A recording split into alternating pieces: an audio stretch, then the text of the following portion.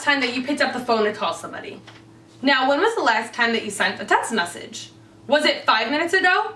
A minute ago? 30 seconds ago? If you didn't send one in that amount of time, you probably at least received one. If you are anything like me, texting is your go-to form of communication. If you receive a phone call or if you call somebody, it's very rare and unusual. So texting is something that's just a natural instinct for me, and it's just a natural response for me to communicate with others such as this way. Even when I'm sending a message to my professors or my doctors, I will normally either text or email them. If I send them a call, it's usually unusual and they're probably wondering why I even sent them a call. So I believe that it's very important for us to replace one texting conversation that we have a day to a phone call so that we can eventually replace texting with phone calling in some instances. Obviously, there are a lot of pros to texting people instead of calling, but I believe that phone calls are way more personal and they're the better way to go. Now, there are other many reasons why phone calls are way better than texting, and they're just better for you in general. Some of these reasons are because of eye health, productivity, interpersonal skills, and safety. And that is why I'm going to be talking to you about this today. Constantly texting is damaging to your eyes. According to the Vision Council, more than 70% of Americans don't know or are in denial that they are susceptible to digital eye strain. Phones have smaller screens than typical computers and books. This causes 3 major problems. These problems are tension headaches, dry eyes, and eye strain. Tension headaches are when you're reading dark print on an extremely bright piece of paper. So take your texting strings for example. You usually will have a white box with black words on it. So this is very damaging to your eyes. Also your Microsoft Word templates, etc., your email mailboxes. So this can lead to spasms at the muscles of the temples, which causes these stress headaches. Another problem is this dry eyes.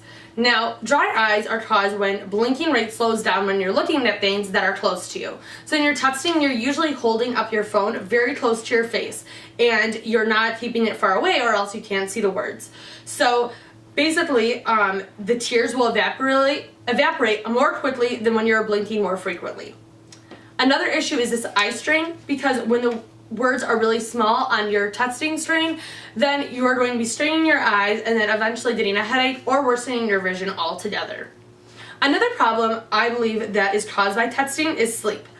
Margie Ryerson, a Walnut Creek, California therapist who specializes in adolescent sleep issues, says that it's impossible to wind down and relax the body, the mind, and the senses and be ready to fall asleep.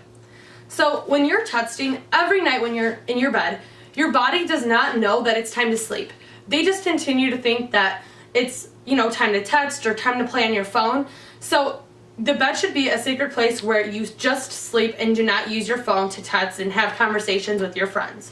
So that way the brightness of the phone screen does not affect your sleep at all, and you're able to get a full 8 hours of sleep, which is much more beneficial to your health than if you can't fall asleep at night and you're getting 4 or 5 hours of sleep. There's another issue, which is productivity. For us as students, constant texting reduces this productivity when we're studying. Researcher Lori Feldman-Winter, MD, argues that tasks take longer for us to complete. She says that constant switching could reduce productivity by as much as 40%. The constant switching that she is referring to is the switching of going from the homework to the texting and then back to the homework again. Obviously, we all use this as a tactic to procrastinate and not do our homework. However, our homework can get done so much faster if we're not constantly picking up the phone, constantly seeing to what our friend is telling us. If we have that conversation before or after we do our homework, we will be able to get our homework done more faster, be more productive, and be able to study more thoroughly. So let's say you have a conversation with your friend about your homework assignment and you really do need to talk to that friend. Instead of texting them and having a long drawn out conversation with back and forth replies that could last 10 or 15 minutes, you could pick up the phone and call them on that one question and be able to get your question clarified on the phone and be able to have no misunderstandings, and so the conversation is also fast and concise, and so you have all the information that you will need, and that's why you won't have to use texting. So something like this could be an easy way to replace that one texting conversation you have with a simple phone call. Interpersonal skills are also not as strong when we are texting instead of verbally speaking with one another. According to the Pew Research Center, teens embrace text messaging as a centerpiece of their communication strategies with friends. I mean, think about it. When was the last time that you had a conversation with your friend that wasn't on text message? Or your group of friends? I know you guys all have those group chats and you're all texting in the group chats.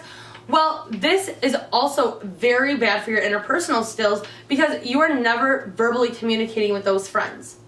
Also, a lot of miscommunication can happen with text message because the emotions are not conveyed in text messages and your sound and your tone of voice are not conveyed. Obviously, there's emojis, but that doesn't always accurately express our emotions, and a voice text message, which a lot of people also have, does not really explain the full story, and you're not just going to want to sit there and send voice text messages all day.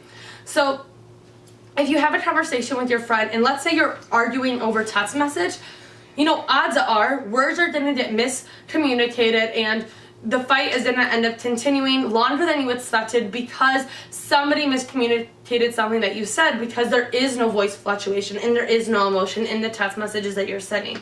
So if you're having a problem with your friend, you can always replace this with a phone call so that there are no miscommunications and you're able to thoroughly explain what you mean to your friend. The last reason that you should turn your text conversation into a phone call is for safety reasons. Most of us know that texting and driving is a huge no-no for anybody on the road. Even voice calling, like calling somebody normally on the phone, should not be used and is probably not recommended for all of us.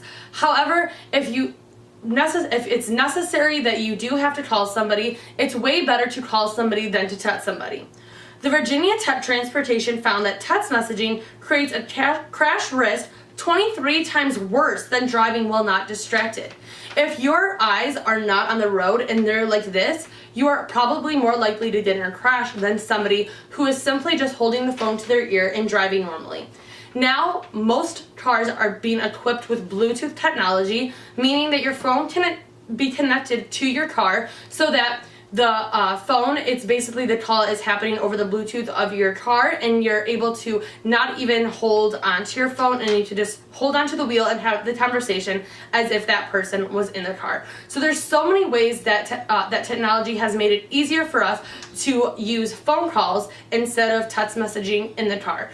So if you want to stay safe, have good eye health, have better interpersonal skills, and increase productivity, you will need to turn as many conversations as you can into phone conversations. This can be done gradually. You do not automatically have to replace every phone conversation that you have every text message conversation you have into a phone conversation. You can start by doing one a week, one a day, and then soon phone conversations will not seem as unusual for you to have. So by changing one texting conversation at a time, you'll be able to do this. Thank you.